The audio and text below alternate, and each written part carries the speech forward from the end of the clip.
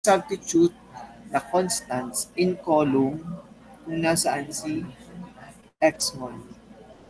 Then we compute for the determinant of that matrix.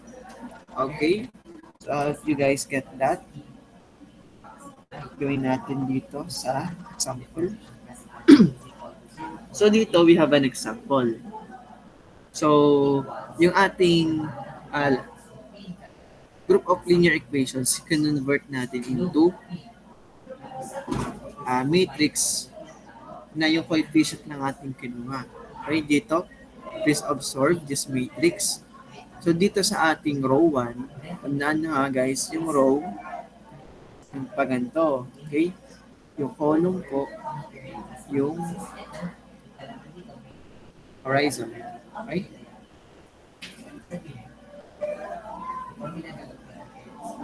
Horizon. Basta yung yung patayo. Yung row, pahiga. Okay? So dito sa ating row 1, kung ma-absorb nyo, kinuha lang natin yung multiplier ng ating mga unknowns dito. 0.3x1 naging 0.3, 0.52x2 naging 0.52, and so forth. So dito, next step is to get the determinant. So dito, ito nyo naman nangyari.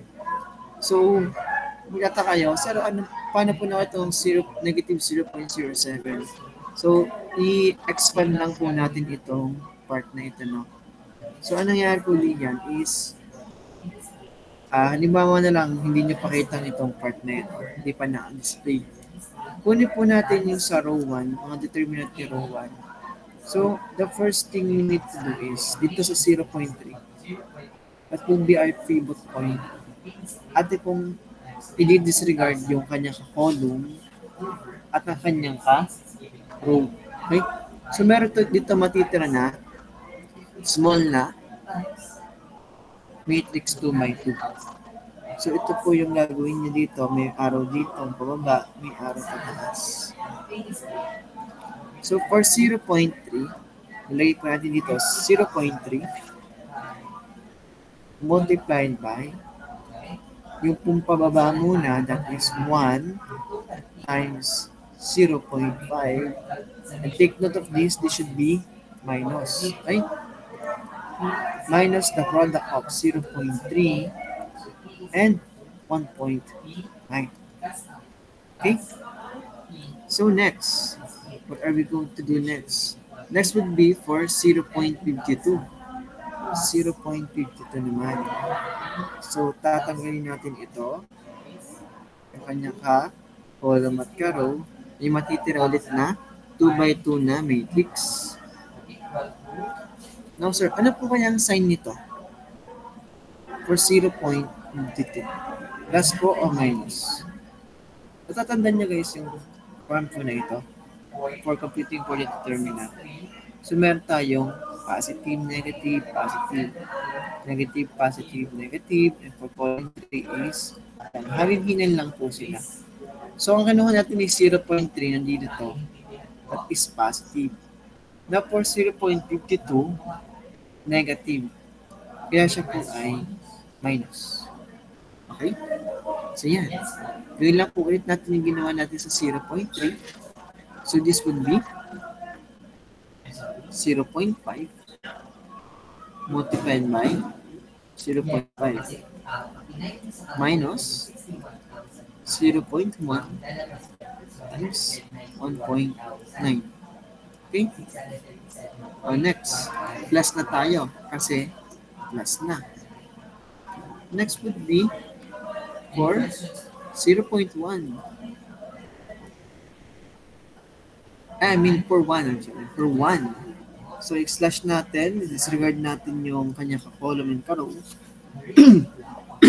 Excuse me. So, ito, nagiging 1 multiplied by 0.5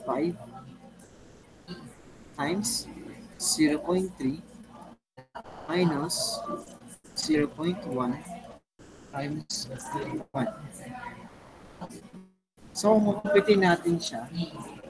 Ang ibibigay sa atin. So, let me just compute this for you guys. You can also compute para may verification tayo kung tama ang computation.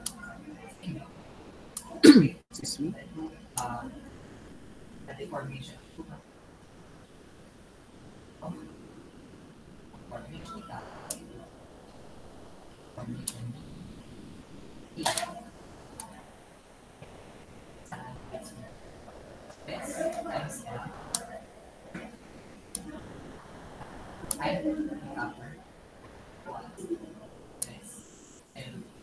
So, ang lalabas ditong sagot,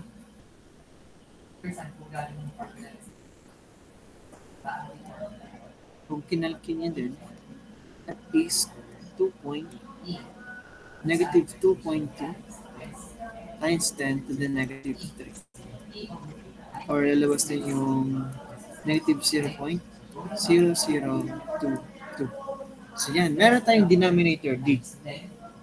Now, ano yung kailangan natin next para ma-apply si Kramer's rule? Di ba yung numerator, wherein yung ating coefficient matrix, papalitan natin yung column kung ano yung hinahanapan natin. Okay? So dito, lumabas na yun. Dinamit na natin yung mga yung value ng ating denominator, that is negative 0.002. Now, ito pong itsura ng matrix na numerator when computing for each unknown variable. Mapapansin nyo, yung pong ating constants, ito po yun, negative 0.01, 0.67, negative 0.44. So po yung nanggaling, sir, ito po. Dito po siya nanggaling. Okay? So yan. Kunin natin siya. So, dito, tandaan nyo, dito ang for x1, column for x1, column for x2, column for x3. Now, palitan daw natin yung coefficients kung ano yung ating hinahanapan. Let's say, we have x1. So, ang pinalitan ng ating constants ay yung coefficients at column 1. For x2, pinalitan natin yung coefficients at column 2. For x3, dahil sa column 3, ang pinalitan ng ating coefficient, ang pinalitan ng coefficients ay sa column 3. Okay? So, hindi ko na sasolvin lahat. Let's try this, this, yung isa, sa x1. Let's try x1. So, kung una dyan, ano tayo? So, negative 0.01. Negative 0.01 would be multiplied by 1 times 0.5 minus 0.3 times 1.9. Okay? Then next would be minus 0.52. Ang ating next, 0.52, that would be 0.67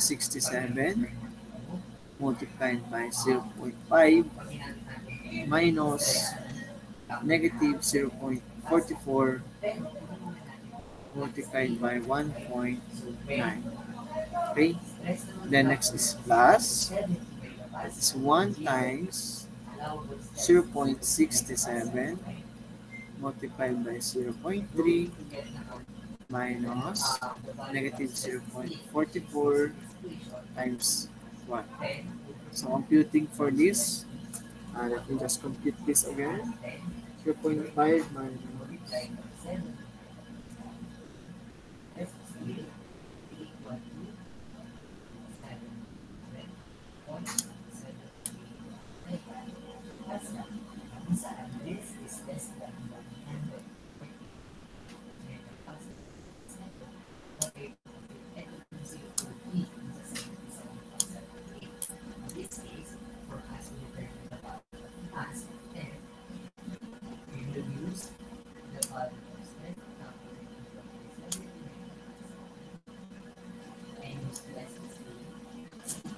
so nga labas dito ng value ay 0.03278. So yan. Okay? So, nakapit na natin ito. So, kayo na lang guys ang bahala dito sa others na pagkuha. Nakuha natin yung values natin. X1, X2, and X3. So, for checking, lagay lang po natin yung values na yan on our equations na given. No? Kunin ko lang yung equations na given.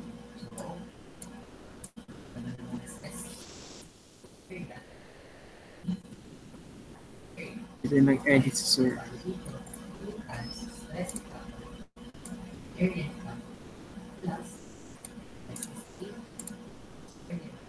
Okay, let's try here.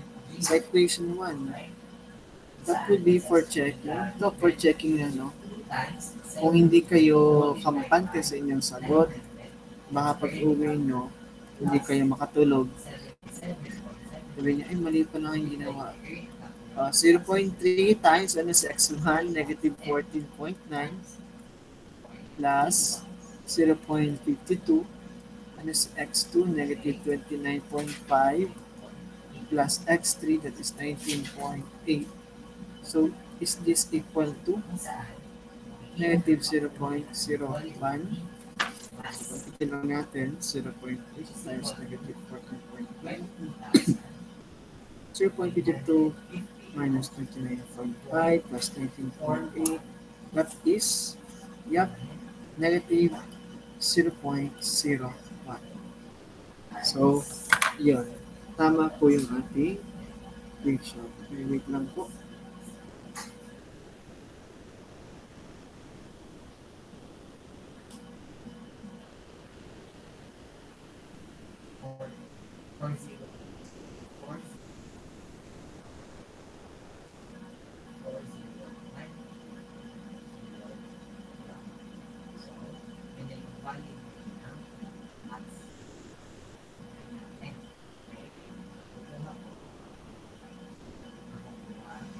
Okay.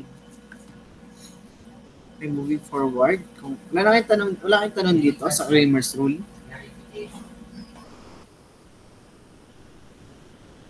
Okay, kung wala po tayong tanong, let's move forward.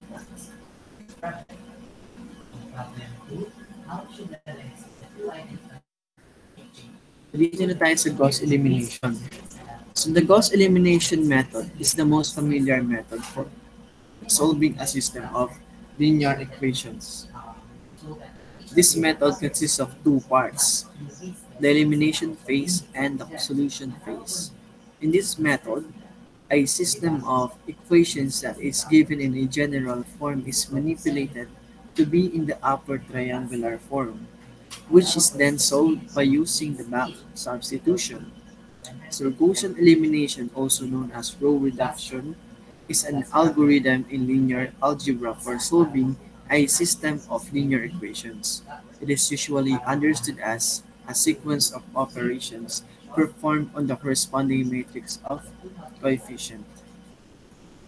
So to perform row reduction in the matrix, we have to complete a sequence of elementary row operations to transform the matrix till we get zeros on the lower left-hand corner of the matrix as much as possible. Okay, so that will be called as row echelon form. That means the obtained matrix should be an upper triangular matrix. There are three types of elementary row operations.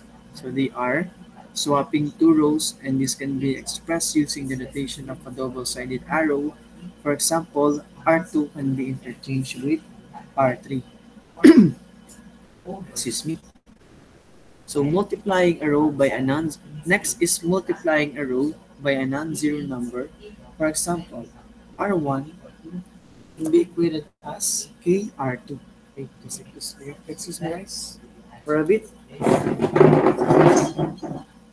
Any questions before we proceed? Questions po ba? Clarification regarding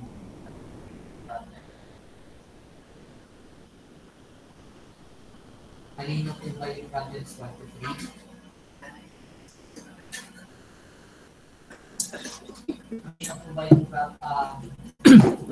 patterns 1 to 3. Okay, sorry for that, no? Yes. So yan. Ulitin ko lang ulit. For the last problem, Multiplying a row by a non-zero number, for example, row 1 could be equated as KR2, where K is some non-zero number. So, hindi pwede po zero, no? So, hindi po applicable po. Lastly, adding a multiple of one row to another row. For example, R2 can be equated as R2 plus 3R1. So, yung 3R1 lang is an application of the second elementary row operation. Okay. So here is the step for the Gauss elimination method. Firstly, write the given system of linear equations in matrix form. Ax is equal to V, where A is the coefficient matrix, X is the column matrix of unknowns, and B is the column matrix of the constants. Secondly, we reduce the augmented matrix AB by elementary row operations to get A prime, B prime.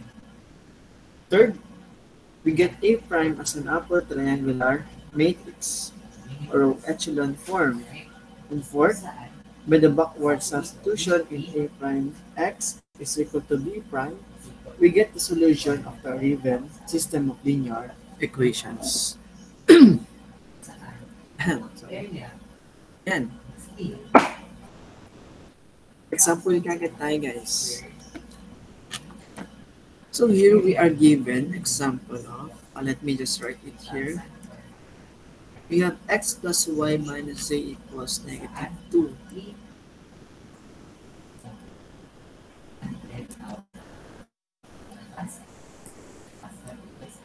X is 2x minus y plus z is equal to 5.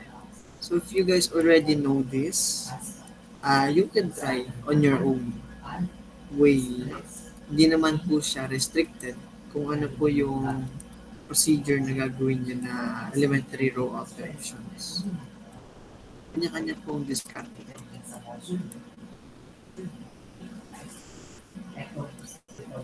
As long as wala kayo nilalabag na elementary row operation, same lang po yung nalabas na answer. So next, atin daw gagawin is let's convert it into augmented matrix.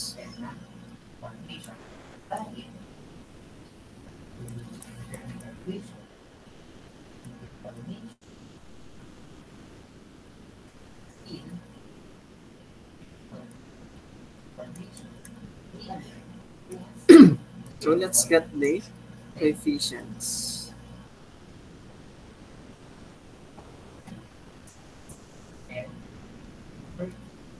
So dito, x plus y minus z, yan lang, kunin natin yung coefficients at 1, 1, negative 1, then yung ating constant, negative 2. Same with row 2, apply lang natin, kunin natin yung coefficients natin.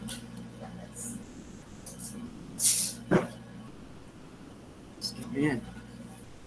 Now, ang pinapagawa po sa atin is, gawin na natin siyang row echelon form.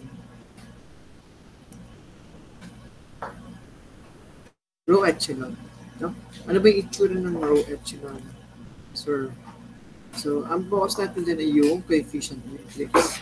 Sa row echelon form, ang kanya pong lower left hand na triangle ay in zeros. No? Then, yung ating main diagonal, that is in terms of 1. Then yung ating upper right hand triangle, that is in any values na. Okay? So kailangan natin gawin itong form na ito. This matrix will be converted into this form. Okay? So let's start. So i-subdivide ko lang ito para may space tayo. Let me just rewrite this our matrix again in this part. 1, 1, negative 1, 2, negative 1, 1, negative 1, 2, 2, negative 2, 5, 1. Unahin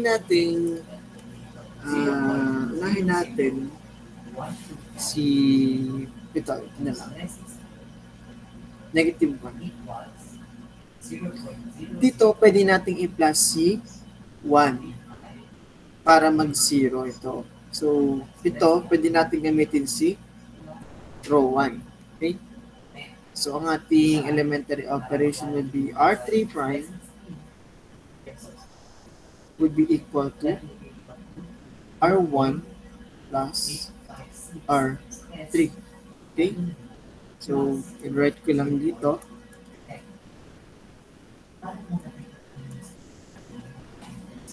Write ko lang dito yung mga values na hindi ma-apektuhan dahil manhid sila.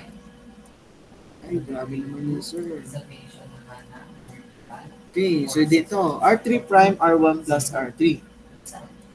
R1 plus R3, 1 plus negative 1, that would be 0. 1 plus 2, that would be 3. Negative 1 plus 2, that is 1. Negative 2 plus 1, that is negative 1. Okay? Okay. What's next? Let's try to convert ito muna, 2. Okay? So 2, ano pwede natin gawin? Surely, hindi pwede natin gawin C, gamitin 0, 3. Kasi ano i-multiply natin sa 0? 0 pa rin. Okay? Kaya, gamitin natin si row 1. Pwede natin i-multiply si 1 ng negative 2. Then, i-plus natin kay 2 para mag-0. Yan, pwede yun. R2 prime is equal to, or it can be written as negative 2 times R1 plus R2. Or pwede rin namang R1 minus 2R1 minus R2. Yun, pwedeng ganon. No? Okay, sulit ko lang dito. Yung hindi maapektahan na part.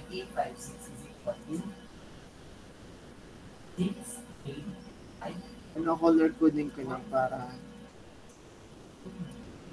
makita nyo kung nasa. So, negative 2 times 1 plus 2 is 0. Negative 2 times 1 plus negative 1, that is negative 3. Okay? Negative 1 times negative 2, that would be 2 plus negative 1, that would be 1.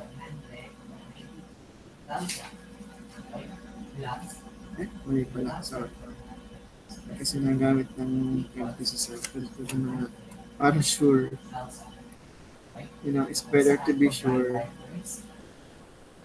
3. Sorry about that. That should be 3. Hindi nang sure. So ito, we have negative 2 times 5.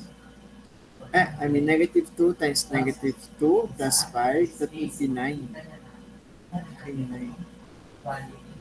So, kung i-observe nyo po yung ating matrix, ang last na dapat natin i-convert into 0 is this 3 here. So, obviously, pwede natin gamitin si row 2. Row 2 na lang. So, ba't hindi si row 1? Pwede naman natin i-times si row 1 ng ng 3, tapos i-minus kay row 3. Kung gagawin po natin yun, okay siya, magsisiro siya dito. Ang problema po, dito sa ating column 1, imagine that we, dito, we multiply 3 to 1, that will be 3. Then minus 0. Magkakaroon dito ng values dito.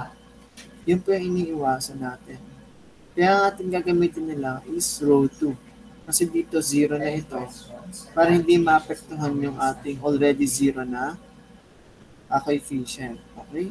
So dito, pwede natin ipag-plus lang row 3 prime is row 2 plus row 3. Okay? So yan. Correct natin dito. So 1, 1, negative 1, negative 2, 0, negative 3, 3, 9.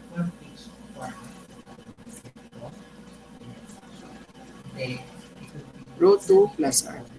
0 plus 0, 0. Negative 3 plus 3, 0. 3 plus 1, 4. 9 plus negative 1, that is 8. Okay. So yan. Na-eliminate na natin, no? Pero we can improve this. Gagawin natin once ang ating main diagonal. So, ano po yung main diagonal? Yung main diagonal, ito po yun, guys. Basta po yun yung coefficient, main diagonal. Kung inyong coefficient ay A, then yung kanya pong I at saka J ay equal. So, main diagonal po yan. Like A11, A22, A33, and so forth. No? Kapag equal po yung mga I at J natin, so yun yung ating main diagonal. So, for this matrix, ang ating main diagonals, coefficients are 1, negative 3, and 4. So, let's convert them into ones. Para naka-row echelon na siya.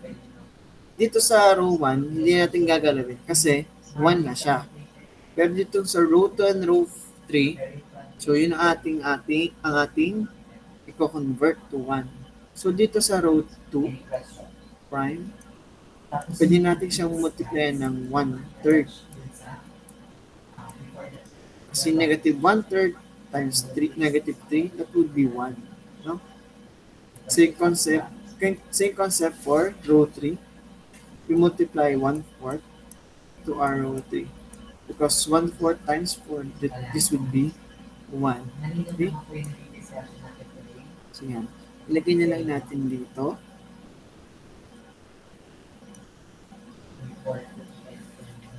This is 1, 1, negative 1, negative 2. This would be negative 1/3 times 0, 0. Negative 1/3 times negative 3, this would be 1. Negative 1/3 times 3, this would be negative 1. Negative 1/3 times 9, it would be negative 3. Negative 3 ba? Tama. Then dito, 1/4 times 0, 0. 1/4 times 0, 0. 1/4 times 4, 1. 1/4 times 8, that is 2. Okay? So dito, kunin ko lang itong part na ito.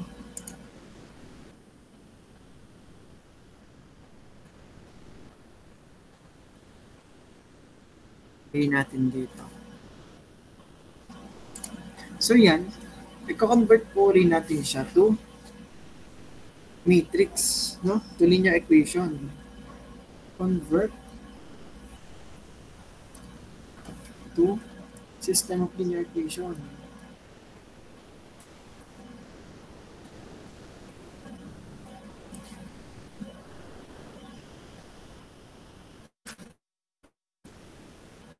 So, mangyayari dyan, guys, ang mas maganda ay ilipat ko na sa kabilang slide. Yan, kunin na natin ito. Yan. Let's convert again to system of linear equation. Let's convert. So, dito, yung x, so, ang itsura kasi niyan, guys, ay ito mangyayari dyan. Yung ax is equal to b. So, in a1, 1, negative 1, 0, 1, negative 1, 0, 0, 1. ito si x1, x2, x3. Tama ba yung ating xyz pala to?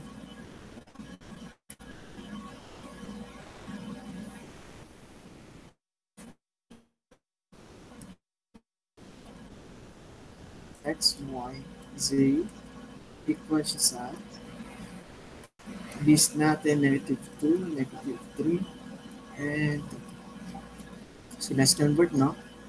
1 times x, that is x. 1 times y, y. Negative 1 times z, negative z is equal to negative 2. Okay? So dito, 0 times x, 0. 1 times y, y. Negative 1 times z, negative z is equal to negative 3. 0 times x, 0. 0 times y, 0. 1 times z, z is equal to 2. We can already say that z is equal to 2. Okay? Now, using back substitution, we can compute for the other unknowns. This is y minus, what is the value of z? 2 is equal to negative 3. Computing for y, that would be negative 1. Okay? We have the value of y and z. Now we can apply them in our first equation.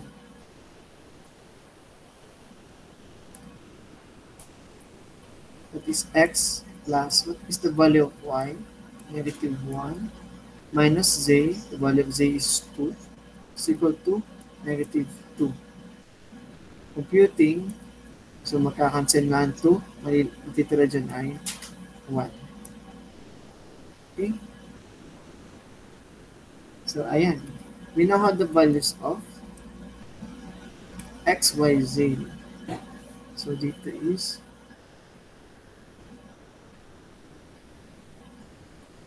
s is equal to 1, y is equal to negative 1, z is equal to 2. So, yung ating answer.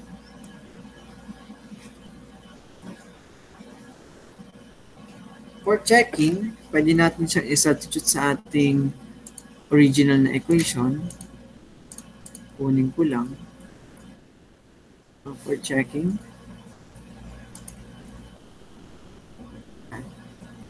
Ay, pares lang naman dyan. Lalabas.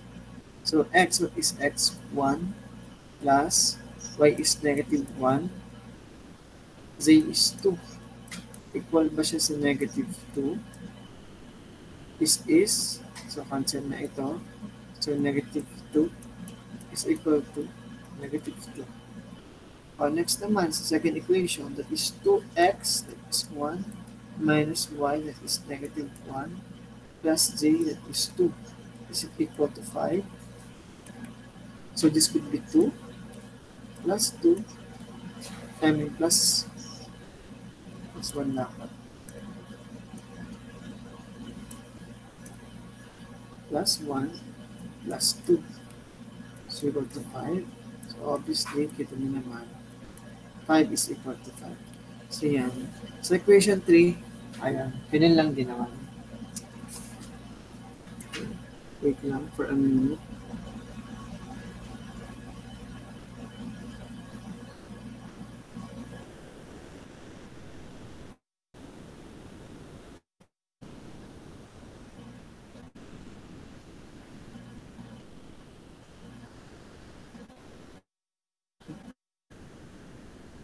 So, ayan. May tanong kayo regarding ghost elimination?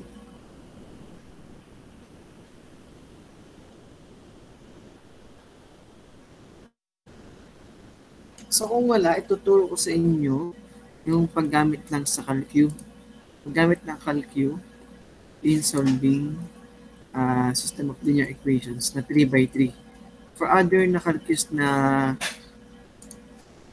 calculus na kaya yung mga higher na numbers ng linear equations, mga 4x4, 5x5. So, yan. Sa akin kasi 3x3 lang. So, dito, labas yung calculate nyo. Nagawin nyo po diyan ay click nyo po si mode, then equation 5. Assess nyo, ano ba equation ito? Meron tayong A, meron tayong B, meron tayong C, meron tayong D. So, yan ay D. 2. Mode 5, 2. So, lalabas yung matrix na ganito po ang tsura. Lagyan nyo lang po yung values ng coefficients natin. So, for equation 1, that is 1, 1, negative 1, negative 2. For equation 2, that is 2, negative 1, 1, and 5.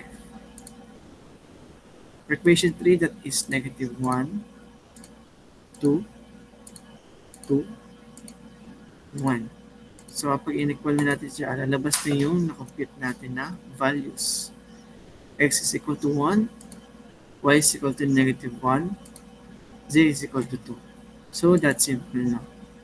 So, to go back, just mode, then 1. Ayan. Okay, you guys have question regarding cross elimination? So if you have no questions, let's move forward now to our next topic, that is Gauss-Jordan method. Gauss-Jordan method is the refinement of the Gauss elimination method. Gauss-Jordan elimination is a procedure for converting a matrix to reduced row echelon form using elementary row operations. It is a refinement of Gaussian elimination. So the reduced row echelon form of a matrix is unique, but the steps of the procedure are not. So, kung sa ating Gaussian elimination, ginawa natin siyang row echelon form. Yung row echelon form, di ba? Pinakita ko sa inyo yung itsura ng row echelon form. Ganito po ang itsura. Where yung ating lower left na triangle is zeros. For reduced row echelon form, ni-refine lang siya. Same lang dito, pero sa ating upper right, siya ay zeros na din po. No? Kadugsong lang po siya ng Gaussian elimination. Bumuntot lang. Okay? So, kailangan lang natin mag-apply ng elementary row operations upang mapupunta dito sa reduced row echelon form. So, nabanggit ko nga, kadugsong lang siya. Kunin na lang natin itong last natin na equation or matrix for our example. Ayan. Ba? Ayan. Oh.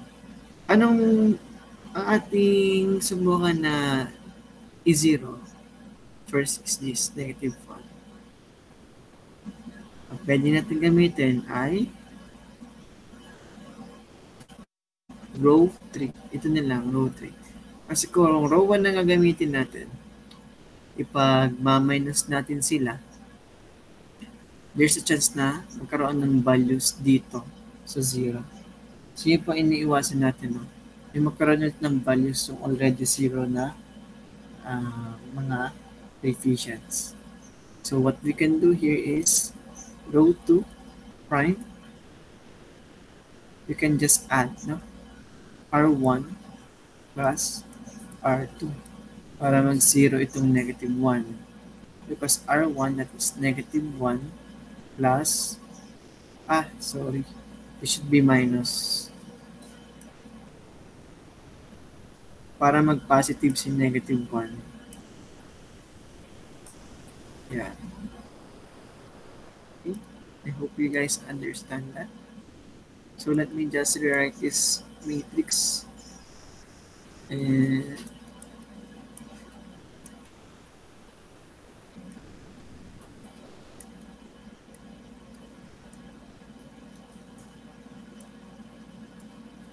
O let's start from column 1.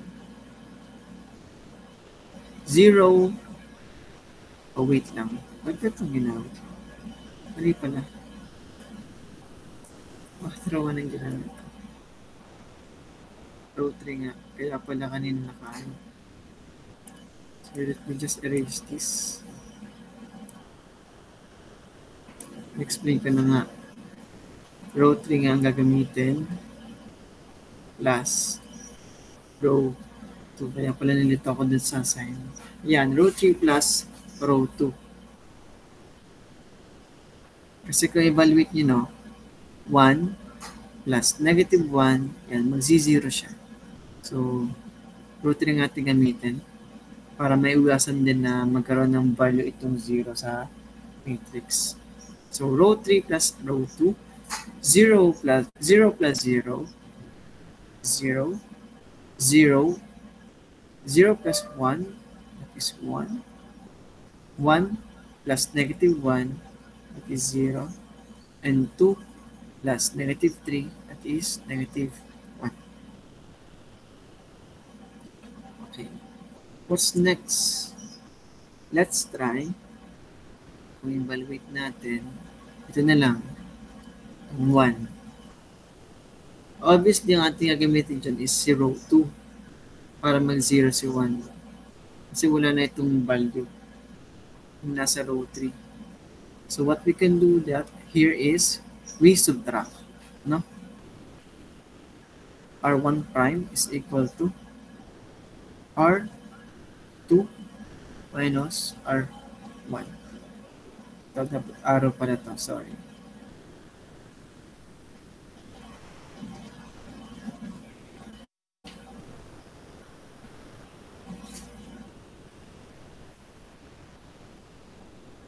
So, susunod ko lang ulit yung hindi na-apektuhan.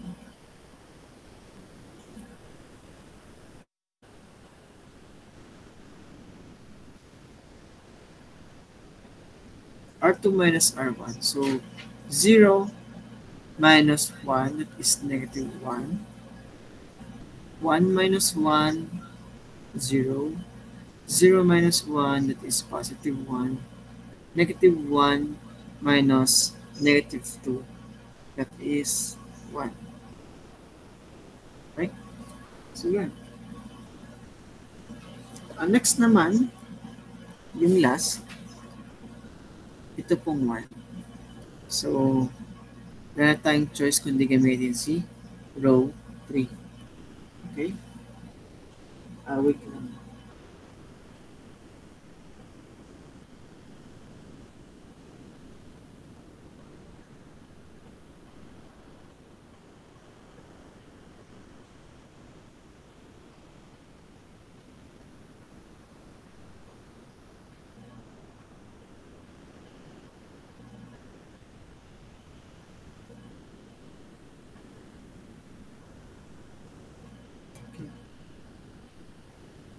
So, dito, R1 prime. So, isubtract lang natin si kay row 3, no? Row 3 minus R1. So, let's just rewrite it here.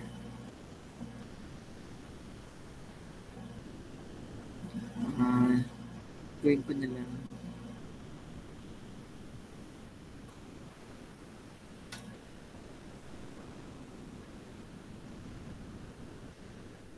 R3 minus R1, so 0 minus R1 minus negative 1, that is 1. 0 minus 0, 0. 1 minus 1, 0. 2 minus 1, that is 1. Okay. So, napansin niyo na guys,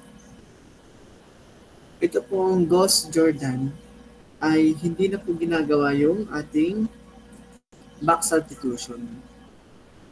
Matik na kagad siya. Kaya kung convert niyo po siya into yung matrix form.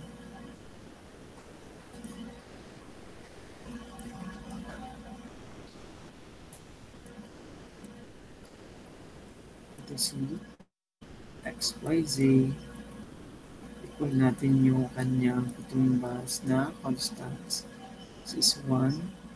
1 lap 1 na. 1, and 2. So here, so 1 times x is x, 0 times y, 0, 0 times z, 0, equals sa 1. So, hindi na tayo nagbaba substitution. No?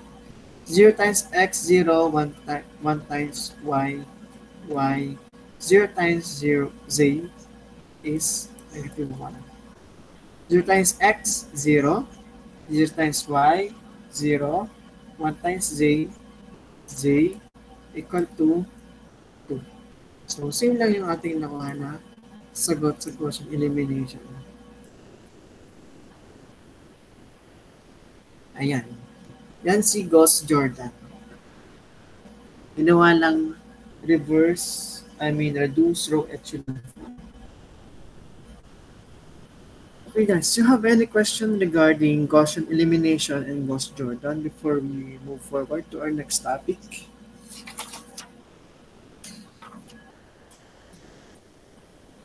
Okay, so if you guys have no question, let's move forward na. So here is Jacobi iteration. Jacobian method or Jacobi method is one of the iterative methods for approximating the solution of a system of n linear equations in n variables. The Jacobi iterative method is considered as an iterative algorithm which is used for determining the solutions for the system of linear equations in numerical linear algebra, which is diagonally dominant.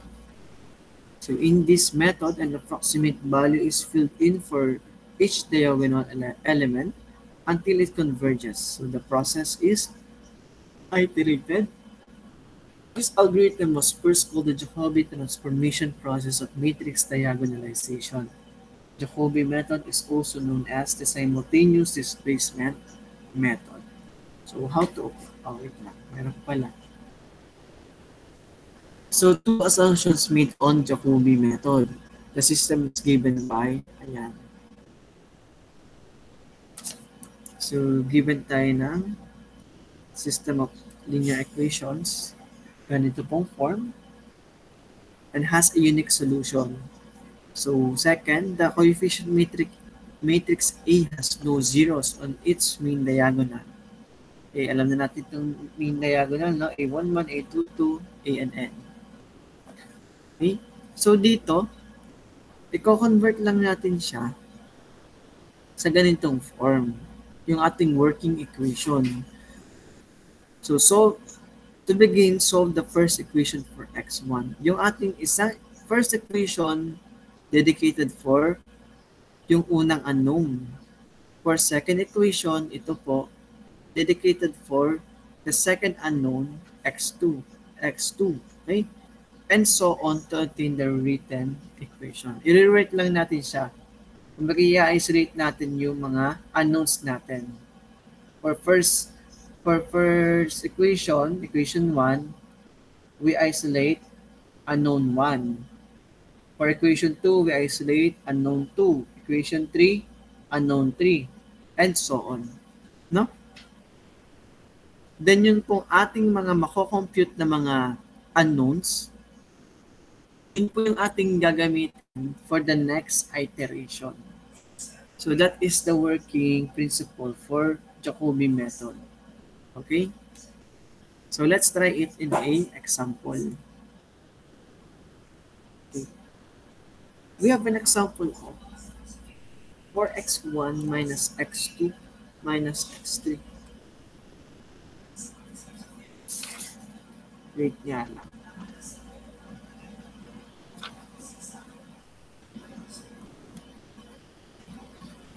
Okay.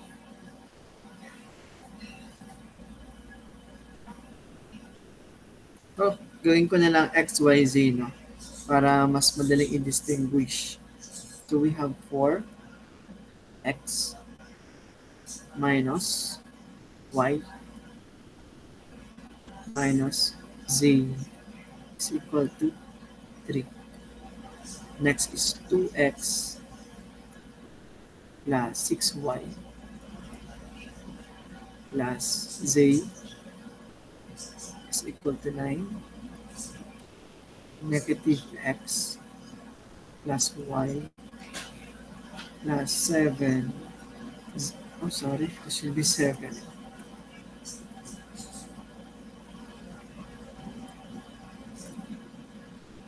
7 z is equal to negative 6. Okay? Ngayon, i-convert muna natin siya to matrix form. May matrix form yung ax is equal to b. Okay? So, A, yun yung ating coefficient matrix is 4, negative 1, negative 1, negative 2, 6, 1, negative 1, 1, and 7. So, dito yung ating x, y, z.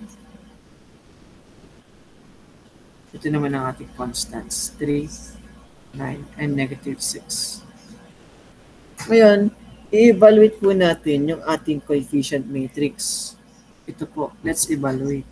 Kailangan daw po sa Jacobi method and yung ating next topic, sila po ay diagonally dominant. No? Let me note it here.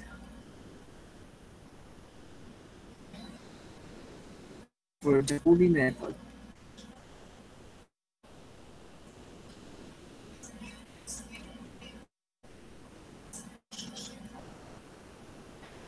and yung ating next topic, Gauss-Seidel, must be diagonally dominant.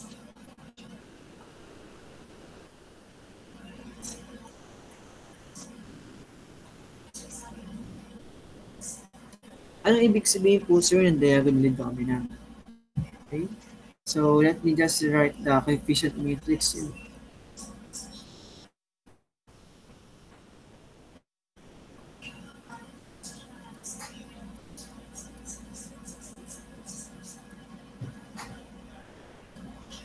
So, yan, ang ating matrix.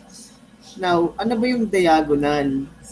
Yung diagonal, like I explained earlier, so ito po yung diagonal natin, no? Sabi daw, must be diagonally dominant. That means, yung po coefficient natin sa diagonal must be greater than, or the absolute value of our coefficient in our diagonal must be greater than the absolute value of non-diagonal elements. Okay? So let me just write it here. Absolute value of coefficient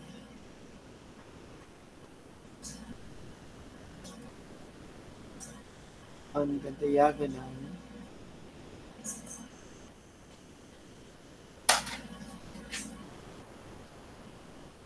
must be greater than the summation of all absolute value of non-diagonal elements.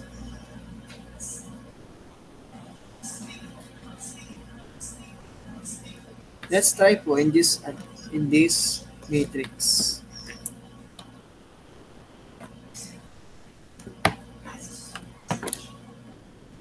Let's try.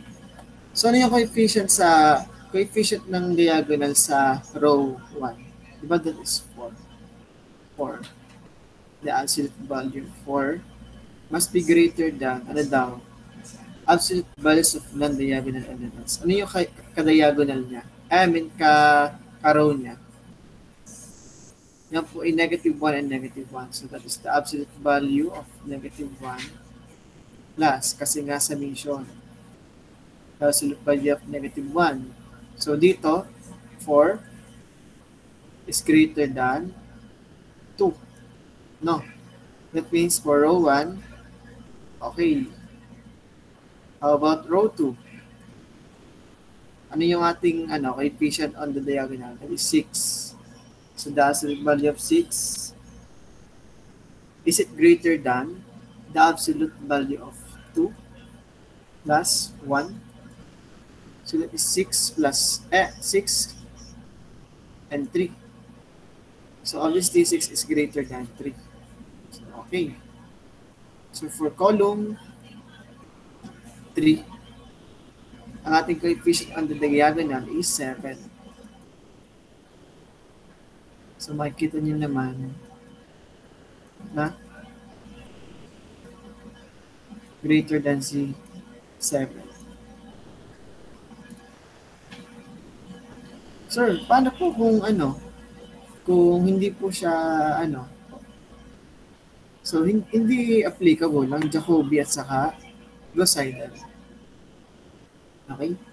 Or kung may way kayo para maging diagonally dominant using elementary row equation, elementary row na equation, pwede nyo i-interchange yung mga rows para maging diagonally dominant sila. No? Ayun. So yan, applicable po ito. So na-confirm na natin applicable sa Jacobi method. So i-try na natin. No? So yan. Kunin ko lang yung equation dito kasi gagamitin natin siya. Maganda ako malapit.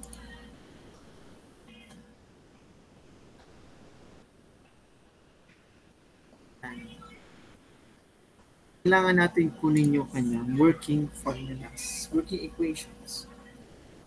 So, kanyang working equations dito, for equation 1,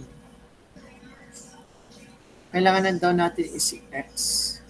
So, isolating x, that would be x or x is equal to 3 plus y plus z. No? Then, divide lang natin both sides by 4. Kaya labas din po ay 1 over 4 multiplied by 3 plus y plus z. Okay? Now for equation 2, we complete for y. So this would be 6y is equal to 9 plus 2x minus z. Now we divide both sides by 6. We have 1 over 6 multiplied by 9 plus 2x minus z. For equation 3, we complete for z. So that is 7z is equal to negative 6 plus x minus y. Dividing both sides by 7, we get 1 over 7 multiplied by negative 6 plus x minus y.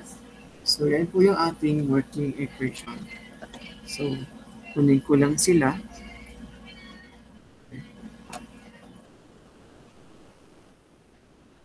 Kunin ko lang. Gawin natin dito. So, gagamitin natin sila.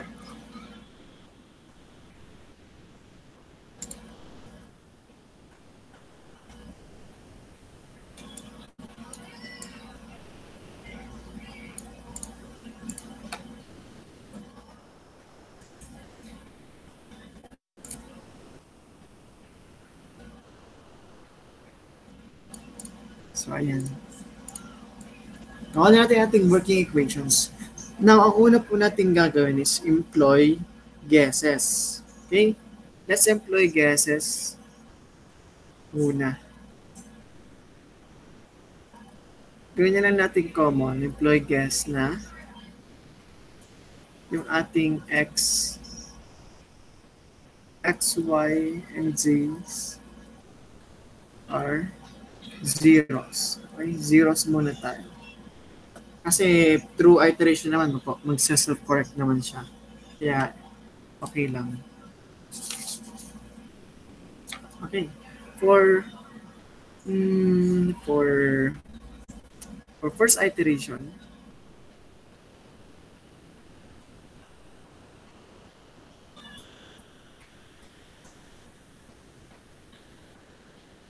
so yan po atin no, values 0, 0, 0.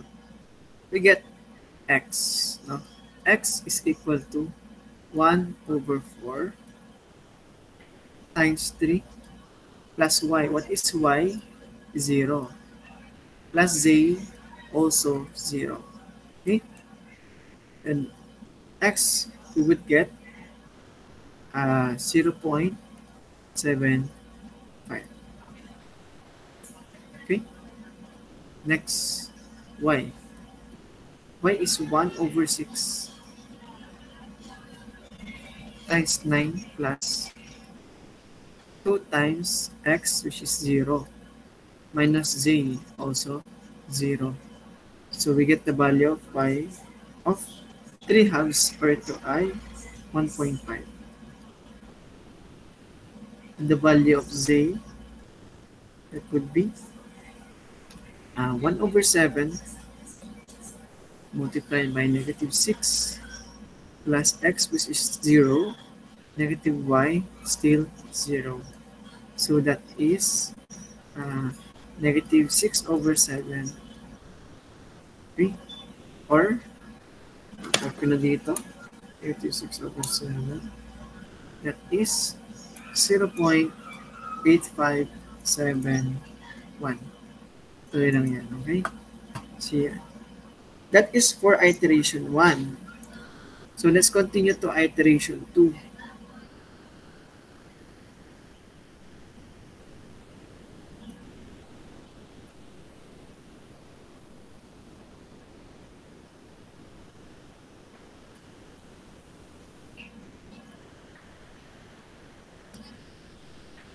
Meron tayong values ng XYZ na 0.75, 1.5, and 0.8571. Okay?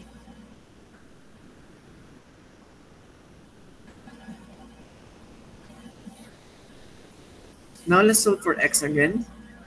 Using these values naman na na-compute natin. So that is 3 plus y. What is y? That is 1.5. Plus j, that is 0.8571. Okay? So computing for x, we get a value of 51 over 56 or 0.9107. Tuloy lang yan. Solving for the value of y, that would be 1 over 6 times 9 plus 2 times x, that is 0.75 minus z. So this is 0.8571. So y would be equal to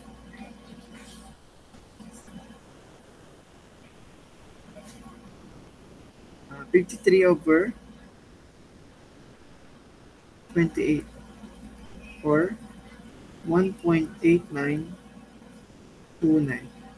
Okay? Then we compute for z. 1 over 7 negative 6 plus x, that is 0.75 minus y, that is 1.5.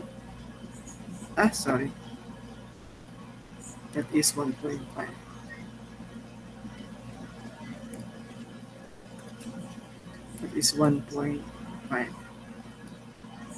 The value of z would be 27 over 28 or negative 0.9643. So, yan. So, gusto niyo naman siguro at this point kung ano yung ginagawa sa Jacobi method, no? We compute for the values of the unknowns. Then next, we are to use it in the next iteration. Okay? So, last na lang itong third iteration.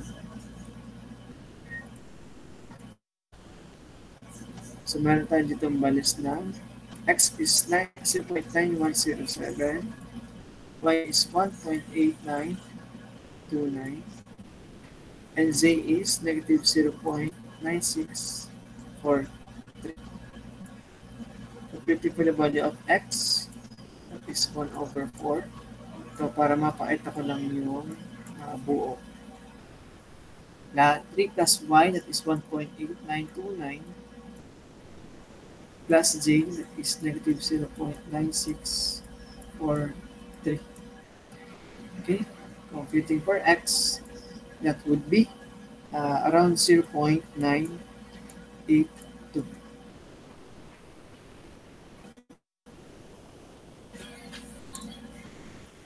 So let's continue. Y, that is 1 over 6 times 9 plus 2 times x, that is 0.9107, minus z, na negative 0.9643. Okay, then y will be equal to 1.964, so around this value. Then lastly, we have z, that is 1 over 7 multiplied by negative 6 times x, that is 0.9107, minus y, which is 1.8929. So the value of x would be around negative 0.997. So ayan. So I hope you guys get this na Jacobi method. So yan, pakita ko lang sa inyo kung ano itsura niya sa table. So dito, iteration.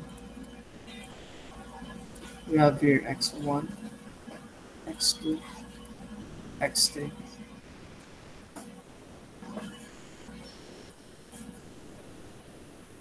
So we have 0 here. Yung 0 natin na iteration. Kasi nag-imply tayo ng 0 na initial guesses. For iteration 1, we computed it as 0.75. For x2, that is 1.5. For x3, that is negative 0.857. Tama ba? 0.857. 0.857.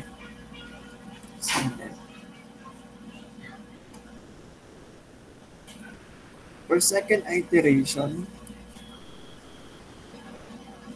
we computed as a 0.911. Then here, x2 is 1.893. x3 would be negative 0.964. Nakapit na natin si third iteration, that is 0.982. Then this is 1.964. Then dito ay negative 0.997. So i-continue ito. Actually, continue ko ito ng sinunod ko siya. Pinilit ko talaga siyang kunin yung kanyang mga values ng unknowns. Umawat ako ng lagpas ng 15 iterations. So makuha nyo po dito, eventually, ng mga values. Okay, continue nyo po siya. That is 1, 2, and negative 1. Ayan. So ito po mga values nito ay ilalagay natin sa ating mga system of linear equations.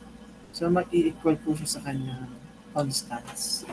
So yan po yung ating Jacobi iteration. Do you guys have any question regarding Jacobi method?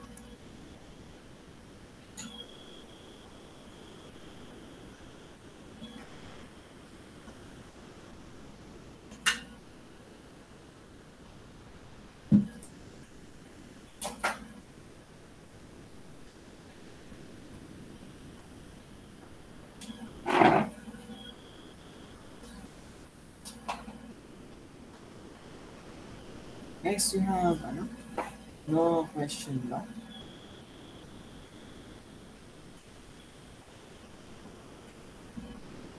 Pa-react naman po ako guys, kahit heart lang. Kung wala na kayong tanong. Ayan. Hey, kita ko kasi kayo dito. Ako kasi may tatlong screen dito sa aking setup dito. Para kang gamer. Gusto nyo makita? Pakita ko.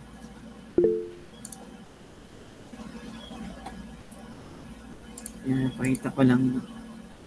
So, this is my first camera. Yan, kita nyo ako, naglalunch lang dito.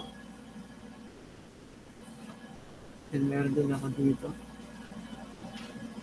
And syempre, meron pa ako dito.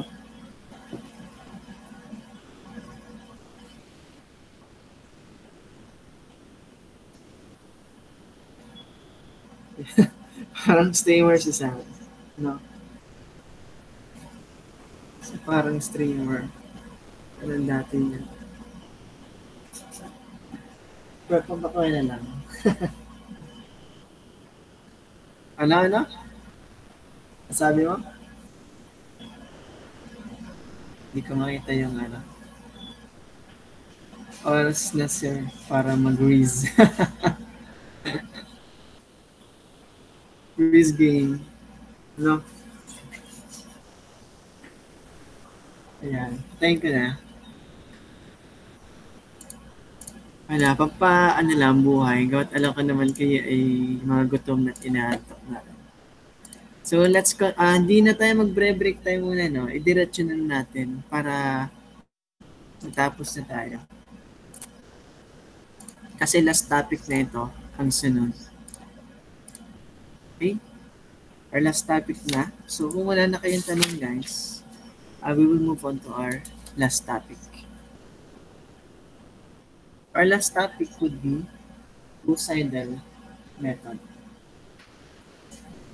Gauss-Seidel method. So, Gauss-Seidel method, in numerical linear algebra, the Gauss-Seidel method, also known as the Liebman method, or the method of successive displacement, is an iterative method used to solve a system of linear equations. So it's named after the German mathematician Carl Friedrich Gauss and Philipp Ludwig von Seidel, and is similar to the Jacobi method. No? Very similar, guys, to Jacobi method.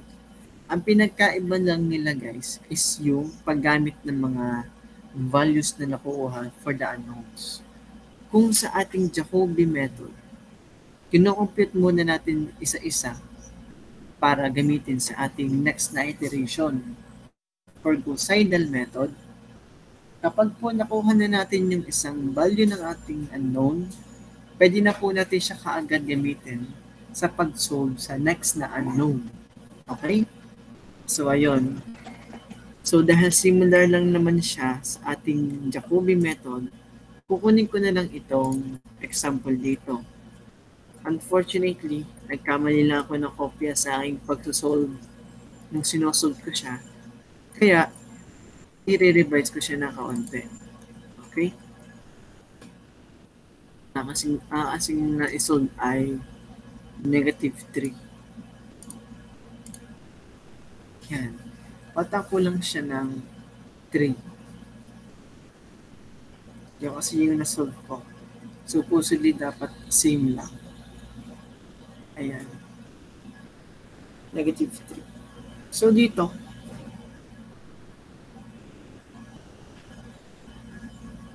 i-compute na ulit natin yung kanyang working equations, no?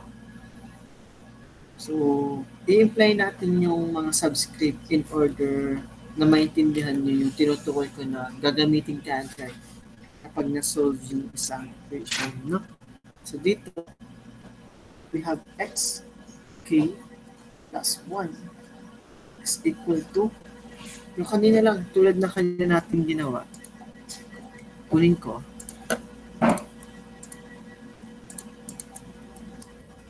Kunin ko lang para may ideya kayo kung bakit naging gano'n. Siyempre, babago lang na kaunti ito. Kunin ko na lang din ito.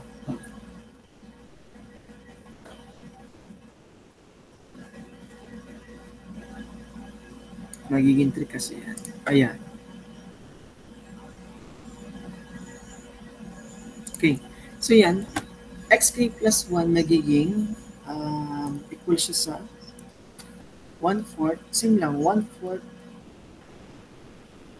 multiplied by 3 plus y. Ito, k lang. No? Kasi yun yung ating initial. Plus zk ulit. Zk naman. K lang ulit. Now, for computing for xk plus 1, that would be 1/6 multiplied by 9 plus 3x. So, miski na siya ay xk, siya po ay xk plus 1. Implying na kung anong nasolve natin dito sa una, gagamitin na natin siya sa pag-solve ng pangalawang unknown. Okay? So, this is minus zk kasi wala pa tayong bagong value for z. Now, computing for zk plus 1, that would be 1/7 minus 6 plus xk plus 1 minus y 8 plus 1. Ginamit na ulit natin yung ating reset na solve. So, ganyan po yung pagkakaiba sa ating Gauss-Seidel at saka Jacobi. Ginagamit na kaagad natin. Okay? So, let's try this. So, again, we employ guesses, no? Ito po yung guesses na taasan ko na lang para madami tayong space. Hindi na maghiwa-hiwalay na ano, we call this page. So, guess. Same lang. 0, 0, and 0. No? So, for first iteration,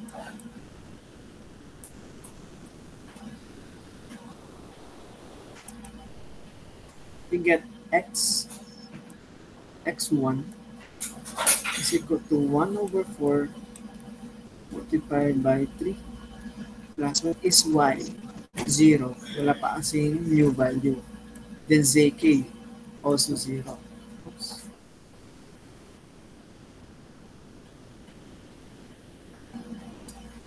Yeah. Then computing for x1, that would be 0.75. So the value of y1 naman, y1, it is 1/6 multiplied by 9 plus 3. Then yung most recent na x, 0.75. No? Then i-minus natin si zk kasi wala pang value, is still 0. So that is y1 is equal to 1.875. Okay? Now for z1, we have 1/7 multiplied by -6 plus, gagamitin na ulit natin yung newest x natin, 0.75 minus y, k plus 1. So ito yun, 1.875. Ginamit na kaagad natin sila. Kasi ganun tayo guys, magagamit tayo. Ay, joke lang, sorry. Yan, z1 would be equal to negative 1.01785714.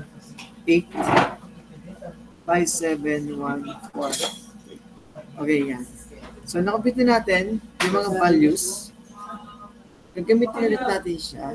Gagamitin naman natin siya sa second iteration natin. For second iteration,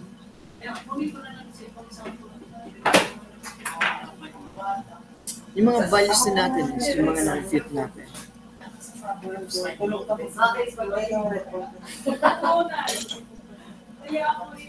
So, yun na pinakaiba natin sa Jacobi method.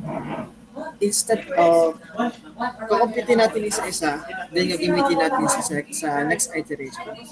Yung ating pag-compute, Bakit natin, gagamitin kagad natin sa pag-complete ng next na unknown. No? Like, kung ano complete natin sa mga unknowns, gagamitin natin sa next na iteration. So, yun yung pinakaiba sa Jacobi at saka Gaussian. So, ituloy na natin to, x1.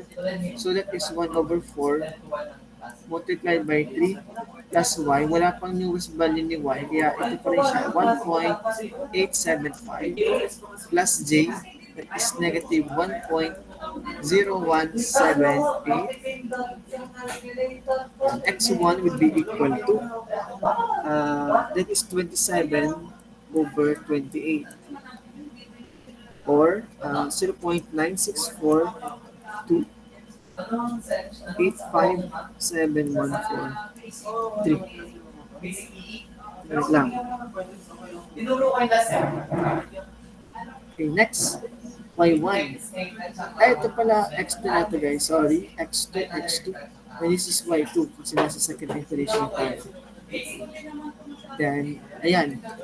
Gamitin natin yung working natin na equation. That is 1 over 6 times 9 plus 3x. Meron tayong new value of x, kaya gagamitin natin siya. 0.9642. Okay?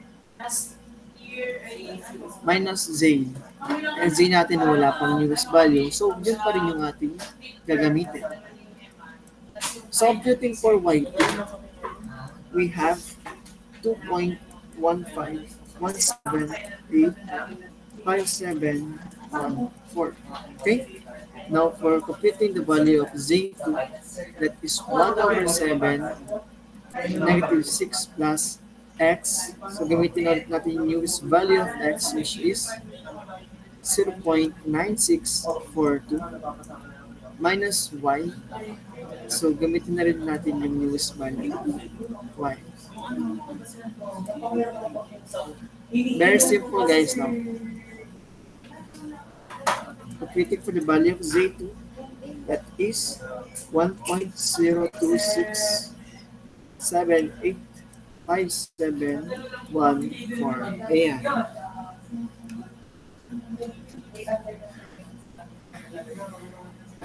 Kakasawa, no?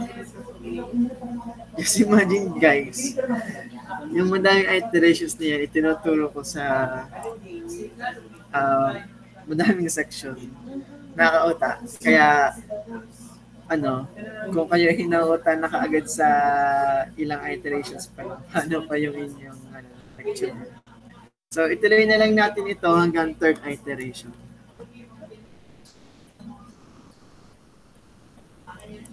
Kaya, sana guys, no, sa ating magiging mga quizzes, exams, ay galingan nyo po para naman makita na natututo kayo.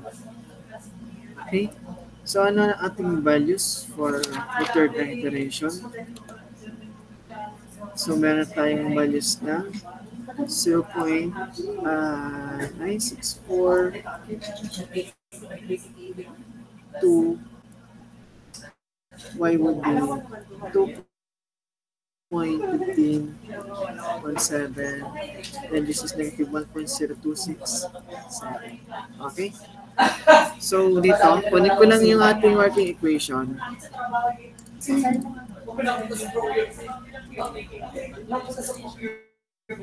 Hindi na kasama ito.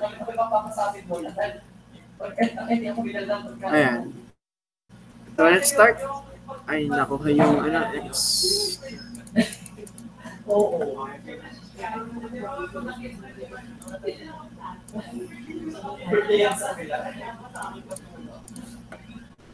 Ano ba ito? Ayaw makarap. Ayan, nilabas ko na lang. Hackerman. Naging hackerman na. So let's start for X. Last X na lang natin ito. X3. That is 1 over 4 times 3 plus Y. Wala pang newest, kaya let's use the most recent Y. Plus J. Also, wala tayong bago. For X3, computing for X3, we get the value of 1.03125. For y3, we have 1 over 6. 9 times 9 plus 3x. So yan, no, compute na natin yung value of x. Gamitin na natin 1.03125 minus, still walang value na bagay for z. So gamitin natin siya. So computing for y3, we get 2.18675.5952. Okay? For z3, that is 1 over 7 multiplied by negative 6 plus what is y, gagamitin natin. X pala, sorry. That is 1.03125. Dali ma-minus natin si y na bago, 2.1867.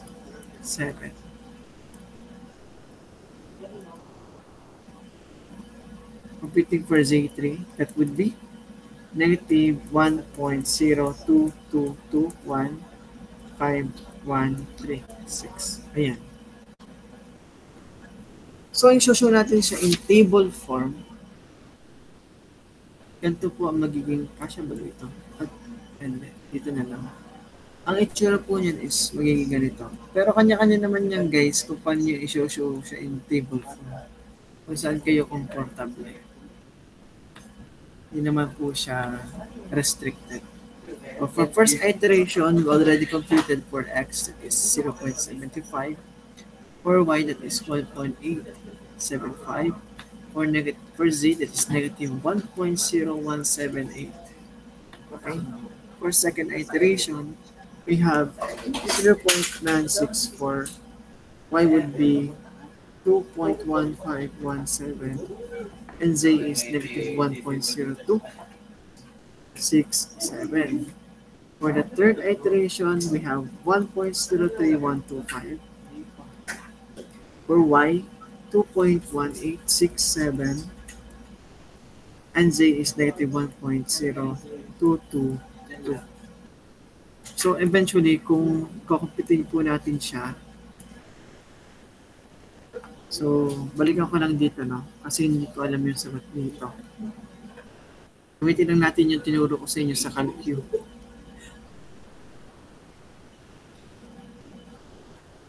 Kapag kasi ginawa nyo 2, yung negative 2x, no? Yung negative 3x, gawin yung negative 2x. Paras lang yung lalabas din sa Jacobi method. Nagkamali lang ako na kinumpute, kaya mababa ko ng slide. So this, eventually, ang sagot dito na lalabas ay 49 over 47 or 1.042553191. Nag-converge na siya dyan. For y, that is 103 over 47. Equivalent to 2.19148932. For the value of z, that is negative 48 over 47. Is negative 4, negative 1.021476596. Okay. So, ganyan lang po yung ating go side. Ano? So, I hope naintindihan nyo kung ano yung pinagkaiba niya sa Jacobi method. Okay? So, paulit-ulit lang naman yan guys. Kaya hindi lang magbibigay na examples. There are so many examples naman sa internet na if you wish to review it and try it for yourself, meron naman po tayo mga examples sa internet. Just one click away. One search away. Yeah. Do you guys have any question regarding our topics that was discussed today? Poseidon, Jacobi, Gauss Jordan, and Gaussian elimination, Cramer's rule, or other topics na na-discuss recently. Heart po ako kung wala guys kayo tanong. Yan, heart. Yun, so guess na gusto nyo naman, no? So yan, ibibigay ko na sa inyo inyong problem set number 2. No? Problem set number 2, so madali lang naman po yung Gauss-Seidel sa mga Newton-Raphson, mga magdidrive lang. So, di naman sila, siguro mga tigano lang, 10 iterations. Tigil isang 10 iterations. Okay lang ba yun sa inyo, guys? Wala nagre-react, okay lang sa inyo?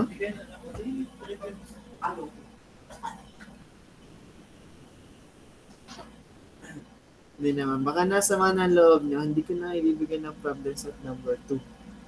Okay? Ayan. Hindi ko na po kayo bibigyan ng problem set number 2, ha? Pinapakaba ko lang kayo. Okay? So, yun. Pero, may pero yan, guys. On our next meeting, we will have our quiz, no? Yung pong quiz natin sa ating next meeting, surely, yung mga topics na din na-discuss natin for first half would be included. So, tigigisa lang naman sila kaya habang na yung kakabahan. This would be just a evaluation for yourselves kung ready na kayo sa midterm. Kasi midterm po ay the following week. Okay? Para malaman nyo guys kung ano po kung saan po kayong part na kukulang. Yan po kasi guys yung yun yung purpose ng quizzes, problem sets. For you guys to determine for yourselves kung saan kayo nagkukulang in order for you guys to improve upon those yung sa mga pagkukulang nyo. No? So, para din naman yun sa inyo. So, kung may tanong kayo, other sections nagtanong, sir, pwede po bang i-write natin ang ating mga formulas sa paper, index card, para gamitin po as guide during quiz, during midterm. So, hindi po ako napayag ng gano'n. Kailangan po guys, sa ulo nyo, konti lang naman yan, kaya madali nyo nang masasaulo. Now, next, sir, pwede po ba na ilagay natin sa solution sa quizzes, test na, kasi nasanay na po ako na nagmo-mode store. Ang nilalagay ko po sa mismong equation ay yung mismong letter, mga A is A minus B over C, ang nilalagay sa solution. So, hindi po. Kailangan pong values po ang inyong ilalagay po sa ating solution. Okay? So, next week po tayo ay face-to-face. Quiz po tayo face-to-face. Okay? Then, for the midterm, although nakaschedule natin is virtual, gagawa ko po ng paraan quiz na tayo ay face-to-face. Okay? Kasi hindi po ma-evaluate talaga kung kayo ay mag-virtual na examination. So, yun.